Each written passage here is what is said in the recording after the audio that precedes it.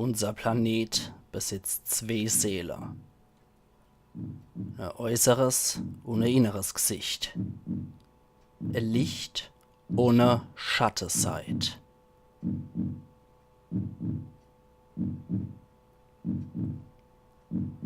Millionen Jahre nach der Geburt vom Planet sind Wachstum und Verfall zu zwei Seelen geworden.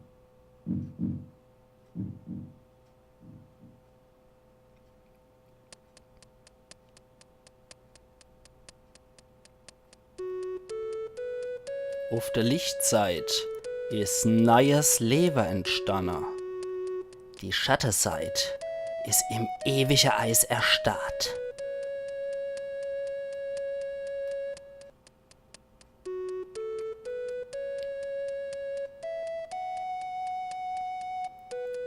Die Lichtseite hat neues Leben erschaffen.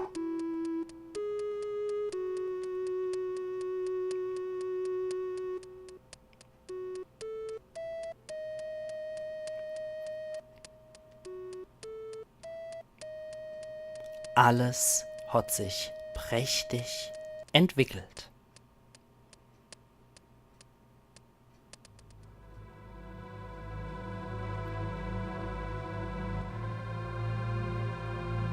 Angst und Hass haben die Schattenseite beherrscht. So sind Gut und Böse entstanden.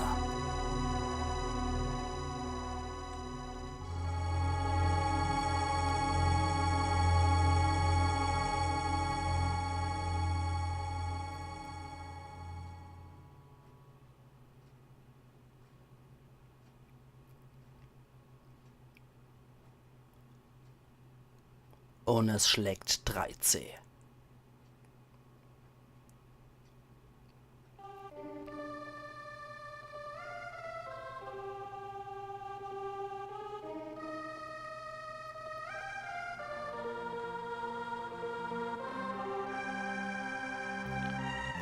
Terranigma.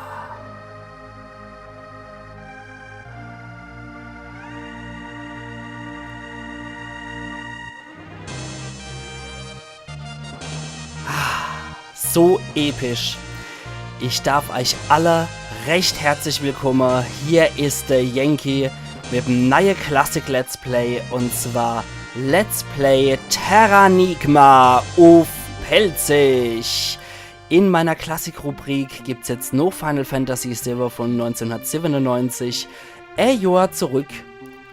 Und zwar ins Jahr 1996 begeben wir uns zum letzten großen JRPG, was auf dem Super Nintendo erschienen ist. Es gehört zu meiner absoluten Lieblingsspiele. Ich habe das früher rauf und runter gespielt. Anders kann ich es gar nicht sagen. Ich habe das geliebt. Es gehört zur sogenannten Soul Blazer-Reihe, wozu unter anderem auch Illusion of Time, nicht Secret of Evermore, gehören. Und es ist das letzte Spiel, wie ich schon gesagt habe, das letzte große japanische Rollenspiel, was auf dem Super Nintendo 1996 erschien und nochmal die ganze Kritiker zutiefst erfreut hat.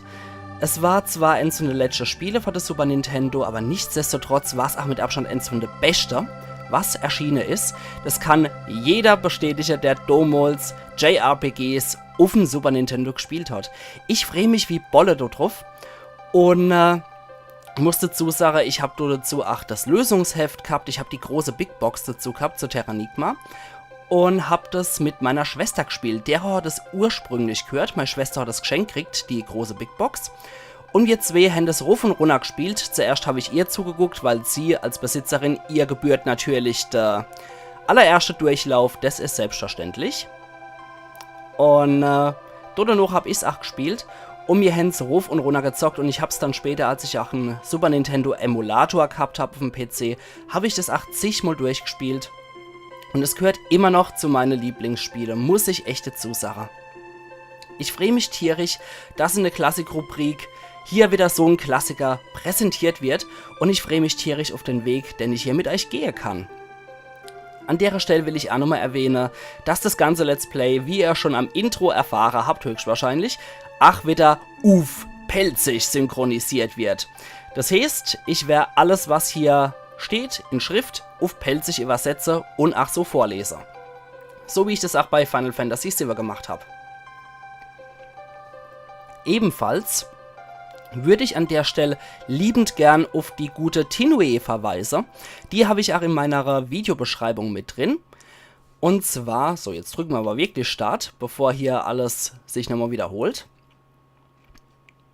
Ja, auf die gute Tinue würde ich definitiv verweisen wollen, weil sie das so wunderschön und mit Herzblut spielt und bisher die Best ist, die ich gesehen habe, die Terranigma gespielt hat. Supporten doch auch grad sie bitte. Das würde mich sehr freuen, weil sie hat's einfach nur tierisch drauf. An der Stelle, hi Tintin. Wir fangen auch gleich mal an und machen einen neuen Spielstand. Und ich mag das nicht, dann irgendwie mein Name oder mein Pseudonym jetzt Yankee einzugeben. Nee, nicht Yankee ist nicht mein richtiger Name. Ja, ich mag das einfach nicht. Und Ark hat hier natürlich auch eine besondere Bedeutung, die wichtig ist. Das heißt, wir behalten den Namen Ark auf jeden Fall. Ihr werden's bald sehen können, warum der Name passend ist. Kapitel 1. Versunkene Kontinente.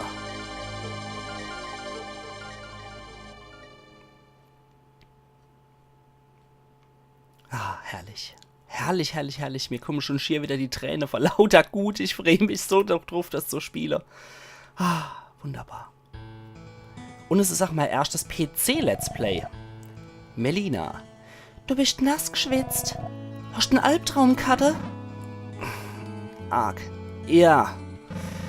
Der gleiche Traum wie jede Nacht. Geh ein bisschen draußen spazieren. Das wäre gut, du. Der Kristallnebel liegt in der Luft. Es ist wunderschön. Vielleicht lässt sich das Wetter dein Träum vergessen. Ja, an der Stelle muss ich definitiv nochmal betonen, dass das mein erstes Let's Play auf dem PC ist. Ich mache das sonst immer nur auf der PlayStation 4. Also nicht wundere, wenn das ein bisschen schlechter von der Qualität sein sollte oder wenn ihr ab und zu mal meine PC-Tastatur klacke hört, weil ich das Ganze nicht mit Controller spiele. Deswegen kann es sein, dass es etwas klackt und ich weiß einfach nicht, wie das mit der Audiofunktion geht. Das war schon graus genug, dass ich das Ganze überhaupt über OBS zum Aufnahme gebracht habe. Ach Gott, wie lange ich gebraucht habe, bis ich das gecheckt habe. Ja, diese Tagebücher, das sind unsere Speicherstationen. An denen können wir dann speichern. Und ich fand das so witzig, als Tinue gesagt hat, sie hat doch früher immer Spermie drin gesehen in dem Ding. Bei mich waren das eigentlich schon immer wirklich kleine Pixelgoldfische, beziehungsweise irgendwelche Würmer oder ähnliches. Und wir können natürlich auch hier eine auf Link machen und können so Sachen wie Töpfe hochheben und können auch Leute mitbewerfen. Boah, du bist cool, Ark. Und der andere, ja, du bist cool, Ark. Na, Ark, hat die Melina dich wach geküsst? Liebe muss schön sein. Ja, ihr habt ja einen Nana, ne? Selemolz hat der Weise gesprochen. Die Kristalle im Nebel sind die Tränen von der Oberwelt. Was er wohl dort damit gemeint hat.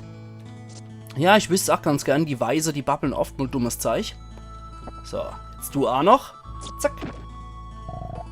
Was soll denn das? Soll ich dich wieder in Kette legen? Vor allem wieder. Also aber hier ständig von dem Markt in Kette geleckt wird. Großartig. Erspar mir der Ausrede. Ich renn später mit dem Weise drüber. Ja, dann mach das doch. Erstmal eine Schmause. Ah, das hab ich gesehen. Das finde ich auch so geil. Wenn du auf dem Tisch irgendwas steht, da kann man da meistens mit der Aktionstaste dann interagieren und dann stopft er sich das einfach in die Schnut rein. Ich möchte auch immer die Kristallnebel sehen. Doch man hat mal gesagt, dass mich dann der Blitz trifft. Glaubst du aber auch jeden Scheiß, oder? Wie ich gehört habe, bist du gestern wieder ausgeflippt. Du hast die Hinkle in die Weberei getrieben und dieses Kürbisfeld verwüscht. Du bist ein echter Abfahrer. Ja, das haben wir ja auch in dem Intro gesehen, dass er das gemacht hat. Und man darf nicht vergessen, dass wir uns 1996 hier befinden. Und dass da solche lustige Worte nach wie vor vorkommen, wie Abfahrer und sowas. Es gibt auch noch später was Lustiges. Dauerbrennerwort, könnte man sozusagen sagen. Mir ist etwas Merkwürdiges passiert, Ark. Als ich an der blaue Der vorbeigegangen bin, habe ich gehört, wie jemand meinen Namen geflüstert hat. Unheimlich. Ark, Mensch, ich kann auch mal mit der Melina ausgehen. Nicht, wenn du so babbelst, du dummer Hund. Dich mache ich fertig. Boah, du bist cool, Ark. Der andere Dachschädel auch noch. Jetzt kreischen sie ständig, wenn die sie mit Töpfen bewerfen. Naja, das sind irgendwo mal Handlanger, wie es aussieht. Du Glücklicher, ich hätte auch gerne eine Freundin wie die Melina. Tja, es tut mir leid, aber im Dorf gibt's leider nur ein paar Frauen. Da bin ich jetzt dran. Ark, tritt mal näher. Mann, er hat sich über dich beschwert. Du hast gestern die Hinkle in die Weberei getrieben. Alles ist kaputt geschlagen worden. Ja, Entschuldigung. Tut mir leid, aber es ist einfach über mich gekommen. Ich habe mit der Hinkle Fußball gespielt. So dabei ist es passiert. Dann geh jetzt und entschuldig dich bei der Weber, klar? Ich will aber auch an dein Zeich. Halt, wer dir erlaubt, die Truhe zu berühren. Och ja, ich lade mich doch gern selber ein, mein lieber Weiser. Weiser. Okay, dann gehen wir ins Dorf. Christa. Das kommt natürlich nicht von Ugfair, das kommt dann von Crystal Meth oder ähnlichem, obwohl die Nebel vielleicht auch Rauschzustände hier machen könnten, da bin ich mir nicht so sicher. Man muss aber auch dazu sagen, dass die Celemols 1996 alles nomografisch rausgeholt haben, was möglich war. Und ich finde, hat den Kristallnebel wunderschön gemacht. Ich glaube, dafür haben sie damals die Seifeblose genommen, ihr kennt das ja bestimmt, die kleine Röhrler mit der O-artigen Aussparung, wo man dann Seifelaug reinmacht und dann pusht man und da kommt so Seifeblose raus. Ich glaube, das hat Marcelo Mols genutzt, um das drüber zu animieren. So, da ist noch sowas Komisches. Kann man mit ihr retten? Ich hab nichts Wichtiges zu sagen. Okay, Kürbisse, die sprechen. Ah, nicht schlecht, das macht bestimmt der Crystal Meth Nebel. Orakel. Ah, du? Ich werde in deine Zukunft gucken. Oh, Etwas Schlimmes wird geschehen. Du wirst eine lange Reise antreten. Ja, das ist relativ schwammig, muss man sagen. In dem Fall passt's aber auch einfach. Ich bin übrigens auch so ein dermaßen spießiger Idiot. Ich muss immer... Das könnte auch irgendwie... wie heißt's? Autist... könnte auch an meiner an meinem Autistenmodus liegen. Ich muss immer auf dem Weg gehen. Hey Ark, spiel mit mir. Ne, garantiert nicht, du Rotzbengel. Was haben wir hier noch? Wohnsitz. Erstmal die Äpfelfresse, diese hin. Ark, das habe ich gesehen. Oh, das ist auch so eine närrische Hinkel. Ark, bitte bring die Kinder kein Unfug bei. Gestern erst haben sie hier alle Krüge zertrümmert. Ja, sorry. Ich darf nicht nach draußen gehen, der Kristallnebel liegt in der Luft. Und die Mama hat gesagt, ich darf erst heil werden, wenn ich 18 bin mit meinem Bierranze. Das ist zwar nur der Schal, den der Bu umhat, aber wenn man den von der Seite sieht, sieht das aus, als hätte er so einen Bierbauch. Das ist echt heftig. Uah, das ist echt fies. Ja, man muss den Kindern ja ein bisschen Unfug beibringen. Wohnsitz. Oh, du legst noch eine. Hoi. Oh, Ark, ich hab die grässliche Traumkarte. Ich hab geträumt, jeder hier die sich in Eis verwandelt. Oh. Nicht Greines, wär doch nur wahr. Entschuldigung, aber so viel Spoiler kann ich zumindest geben. manchmal sehe ich etwas in dem Teich. Sieht aus wie Kontinente. Was das wohl so bedeutet hat. Das wird sich zeigen. Ja, das sind die Hinkler. Ja. Reagierst du auch so, wenn ich vor dir springe wie im Intro? Nö. Aber was sagt ihr dann? Brrr, brrr, machen sie. Achtung. Und ihr zwei? Wir warten auf Melina, sie wird später mit uns spielen. Meine Mama hat gesagt, man sei an ein Versprechen aus dem früheren Leben gebunden. Ah, waren Melina und du in der Vergangenheit schon Freunde? Das geht dich ein Scheißträger! Ah, kannst du, wie hoch ich springen kann? Ich wünschte, ich könnte so hupse wie du, Ark. Okay. Hui, hui, ich bin besser als du. Oh Gott, wenn einer sowas nötig hat bei Kindern, dann kann er echt schon verdroschen. Ich hoffe, der Kristallnebel schaden Kürbisfeld nicht. Na was, das macht's nur besser. Der Mann noch etwas?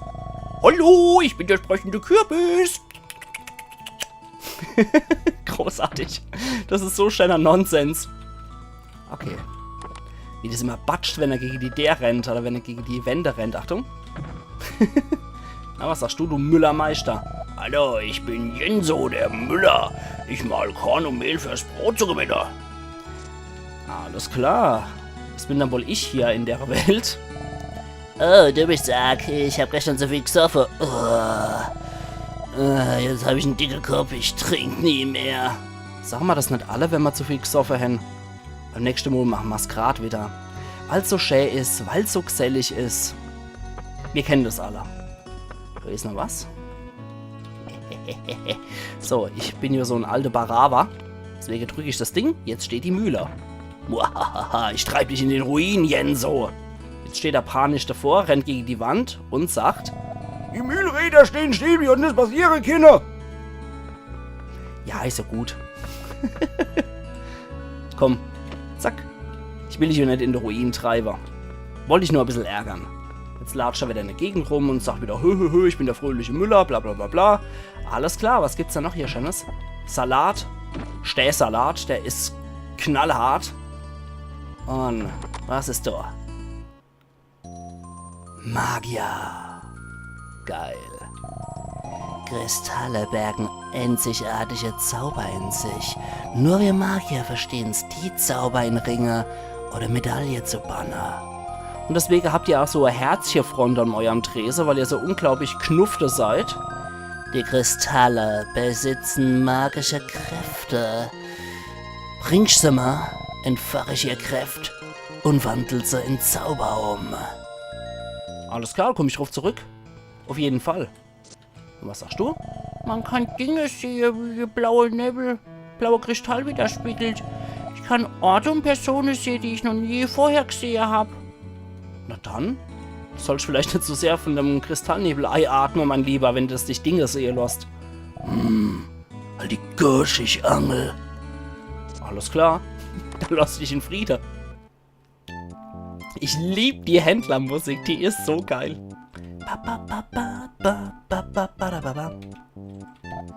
Willkommen, wie kann ich dir helfen? Derzeit nicht, weil ich Cola hab. Bei denen finden wir dann später auch unser Inventarsache, die wir brauchen zum Heilen und um Statusveränderungen aufzuheben. Und bei denen finden wir dann auch noch Waffe und Rüstungen. Okay, jetzt gehen wir mal noch in die Weberei hier rein. Hallo Melina. Arg, ich hab gehört von deiner Tate. Du sollst dich entschuldigen. Okay, so gut. Du schon wieder? Du willst doch nicht wieder Ärger machen, oder? Wenn doch, dann kann ich dich gleich wieder verpissen. Ja, Entschuldigung. Ich wollte mich entschuldigen. Ich hab's gestern ein bisschen übertrieben. Du entschuldigst dich? Das ist eine Überraschung. Weißt, die Weberei bedeutet uns sehr viel. Ich hoffe, du bist in Zukunft ein bisschen rücksichtsvoller. Ja, ist in Ordnung. Ich darf sonst nicht mehr mit dir weggehen. Ja, klar. Deswegen habe ich mich ja nur entschuldigt, nur damit wir wieder ausgehen können, mein Teuri. Mua. Was haben wir hier noch? Was ich hier mache, ist die kleine nette Bilder auf Kleidungsstücke. Ja, ist doch gut, alles klar. Du hier? Ah, die macht das selber. Und du hier? Ach Gott, Sachen alles selber, sitzen da in so einem Kreis rum. Ah, die sagt was anderes. Melinas Webstücke scheinen besondere Fähigkeiten zu haben. Ich will einmal eine Kunstweberin wäre, so wie die Melina. Okay, also die drei sind irgendwie so Zombies. Die sind schon total in ihrer Fronarbeit im Kreis drin, dass sie nur noch dasselbe Sache kennen. Schmeiß ich euch mal ab, vielleicht bringt euch das wieder Verstand rein. Nee, scheint nichts zu bringen. Das sind die einzigsten, die Nento drauf erwidern. Du rennt auch noch so im Markt rum. Was willst du, alt klein Mägdelein? Hallo Arg, die Melina ist ohne. Sie soll etwas für die Weise weben. Na dann. Zack. Wir gehen wieder runter. Das war der coole Weg runter. Wir retten nochmal mit einer Zweitante hier. Ich verstehe nicht, was die Melina an dir findet. Ich bin halt unglaublich gut aussehend. Ich bin der einzigste im Dorf mit blonder Haar. Mit so geile Pumphose. Okay, das kennen wir auch schon. Darfst du nicht mit mir weggehen? Okay. Dum, di dum, bedim, badam. Jo, hier gehen wir auch noch rein. ich habe mich entschlossen, jetzt kurzfristig, dass die erste Episode statt 20 Minuten 30 gehen wird. Da ist jetzt was im Gange. Nix zu machen, der lässt sich nicht aufmachen. Und deshalb wohl sie nicht einmal ein Schloss hat. Ah, du kommst gerade recht.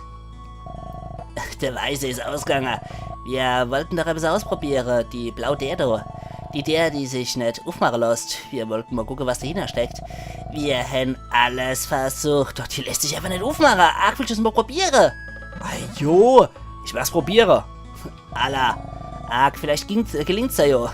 Alla, hopp. Na gut. Du könntest packen, die Tür aufzumachen. Du kannst packen, die Tür aufzumachen. Ach, halt die Gosch. Und du, Feigling? Ich weiß nicht, ob's richtig ist, die Tür aufzumachen. Der Weiße hat gesagt, dass er bis so drin ist, was wir nicht antatschen sollen. Okay, es ist immer so ein Feigling dabei in der Gruppe. Komm, ja. Haaren das Ding mal ein. Boah, da ist ein riesiger Tür drin. Das könnte die Lösung sein. Tja, dann gehen wir doch den Weg weiter. Was anderes haben wir ja nicht. Der Erste verpisst sich schon. Er hat's gepackt.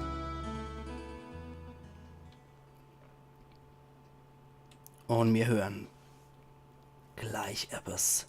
Hilfe! Zu Hilfe! Helft mir!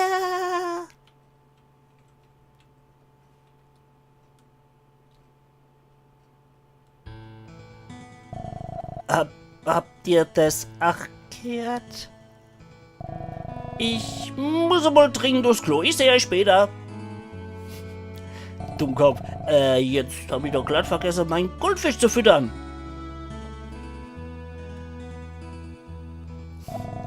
Was? Schon zu spät? Dann muss ich los. Wir sehen uns nachher. Feiglinge, auf so Freunde kann ich verzichten. Das heißt, wir gehen jetzt alleine runter. Und die Musik, die Musik ändert sich auch. Wir gehen blaue Stockwerke runter. Bis wir zum Schluss hier sind. Helft mir! Lass mich raus! Wow, was ist denn das? Batsch. Bist wirklich davor bereit, Ziegel zu brechen? Na, Allah, näher trete. Konzentrier all deine Kraft und datsch die Truhe an. Jetzt kommt auch wieder so ein Epic Moment. Ich muss jetzt schon wieder lachen. Die Musik. Endlich, du alte Figur, ich bin wieder frei! Du musst bald noch freier sein. Ich hab viele Namen, für dich bin ich Fluffy! Bist du ein Dämon? Oder weise dich deshalb unter Verschluss gehalten? Ich bin ein Wesen, was älter ist, als du es dir vorstellen kannst. Der Weiße hat Angst gehabt, dass die Truhe in falsche Hände gerät. Deswegen hat er mich hier mit der Truhe im Keller versteckt und so versiegelt. Ja, das ist mein Zuhause. Sie hat gemacht zu schöpfen und zu vernichten. Was bedeuten die Truhe? Wer immer Siegel bricht, ist der neue Besitzer von der Truhe. Ab jetzt kannst du in die Truhe rein.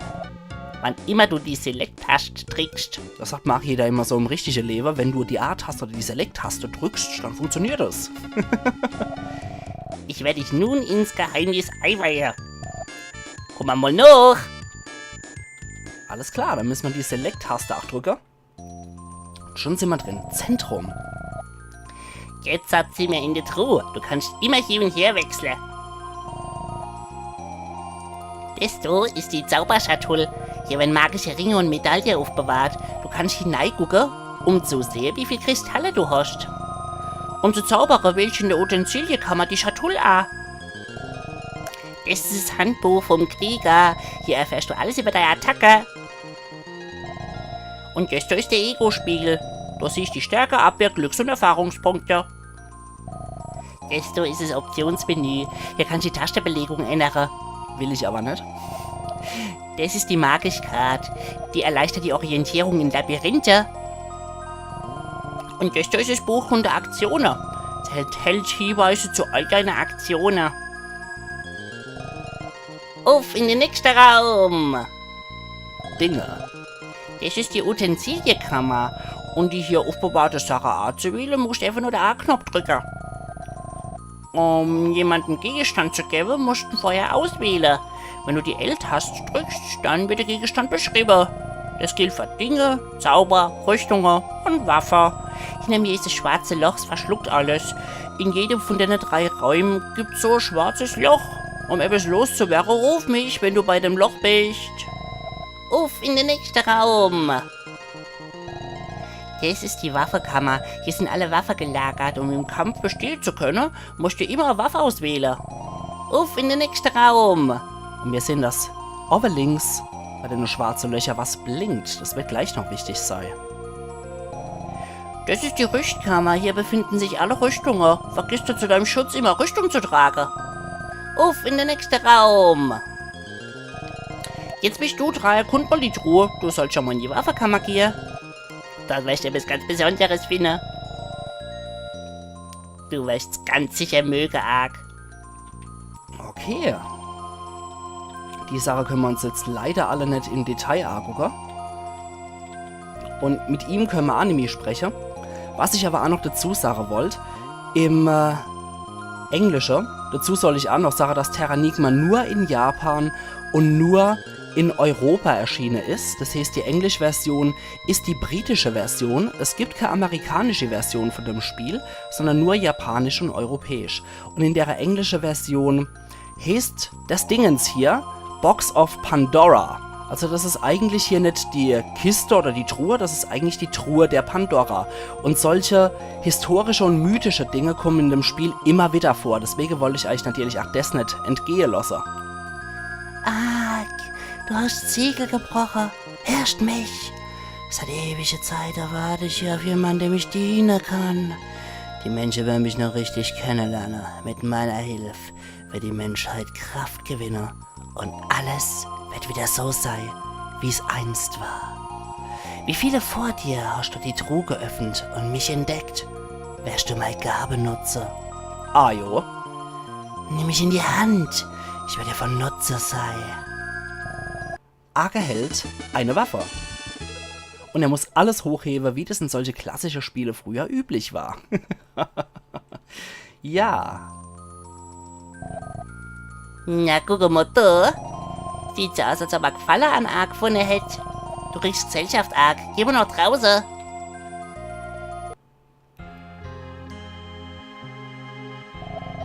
Ark, bist du in Ordnung? Ich hab dich überall gesucht. Uah, was ist denn das für ein Ding? Na danke für die nette Begrüßung, armutige Sterbliche.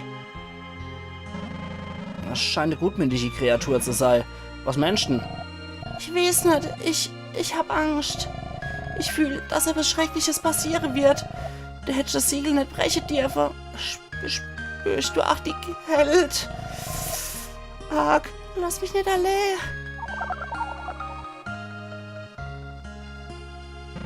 Melina? Was ist denn los, Melina? Was hast du mit der Melina geschafft? Das Unheil nimmt seinen Lauf. Das ist das Schicksal von allen Bewohnern im Dorf hier. Guck mich jetzt so bes an. Ich hab das nicht gemacht, du hast das gemacht. Du hast das Segel gebrochen. Doch vor meiner Befreiung schuldig der etwas. Ich verrate, wie die Melina und die anderen Dorfbewohner wieder zurückverwandeln kannst. Verlass doch mal das Dorf und erkunde die Außenwelt. Du wirst die Zukunft entdecken, wie die Truhe offenbart. Viel Glück! Fluffy, wo bist denn? Früher habe ich doch natürlich nicht. Melina, was habe ich gemacht? Der Weiser, er hat die Truhe versiegelt. Der hat magische Kräfte. Vielleicht könnte er die Eisstarre entgehen. Ja, früher habe ich natürlich nie Fluffy zu einem Wesen gesagt. Da war mein Englisch auch bei weitem nicht so gut, 1996. Da war ich 8 Jahre alt. Da habe ich natürlich Fluffy zu dem Wesen gesagt. Da sind sie wieder, die Kumpels. Was denn passiert? Sag doch etwas, sprich mit mir. Dann gehen wir jetzt doch zum Weiser. Aber du ist auch kein Mensch. Und die Kiste kann ich auch nicht aufmachen. Schade. Jetzt sollte man vielleicht noch mal gucken, wie es der andere Leid hier geht. Selbst scheiße. Warum auch immer die so da stehen, die zwei beste Freunde. Ich will's gar nicht wissen. Ich geht. Pfui Teufel. Gehen wir hier noch raus und finden. Was ist mit dir? Weiser, du lebst. Himmel sei Dank. Du bist denn da? Du hast die Situation rufbeschworen. Der soll verschlossen bleiben, du Dappschädel. Ich hab große Angst, Gatter. Aber wir kennen die Menschen nicht so hinterlassen. Willst du wieder zurück, Verwandler? Ach jo, genau. Wenn du weißt, was ich schaffen muss, dann sag's mir's mir jetzt. Na, aller Hopp, verlass das Dorf arg. Du wirst 5 Türme finden. Außerhalb von der Stadt? Die Türen? Was Menschen damit? Hau aus dem Dorf ab. Das Tor ist offen. Jetzt kommt auch wieder sowas Uriges, was früher üblich war. Man geht irgendwo rein und der Kerl ist vor uns hier. Was gibt's nach? Ich hol mal noch im Turm. Was sind die Türen zu bedeuten? Ich weiß es nicht. Niemand setzt jemals einen Fuß nach draußen. Was sagt jeder von ihnen kontrolliert Lebewesen? Das ist alles. Die Antwort möchten die Türen finden. Ich frage jetzt noch die Truhe. Weiser, die Truhe. Was hat uns mit ihr auf sich? Die Truhe stammt aus der Oberwelt. Wenn man sie aufmacht, wird's Gleichgewicht von der Unterwelt gestört. Aber du wirst bald mehr über ihre wahre Bedeutung erfahren. Der Inhalt von der Truhe wird von großem Nutzen sein. Na alla, 50 Taler krieg ich. Ja, danke, Meister. Ach, das wird mal von großem Nutzen sein. Und Ackerheld Heilknolle. Sehr schön. Und die Sache, ich gehe jetzt nochmal speichern. Und wir, ihr liebe Leute, sehen uns morgen wieder zur Let's Play Terranigma auf Pelzig. Also machen's gut und bis morgen. Ayan Yankee.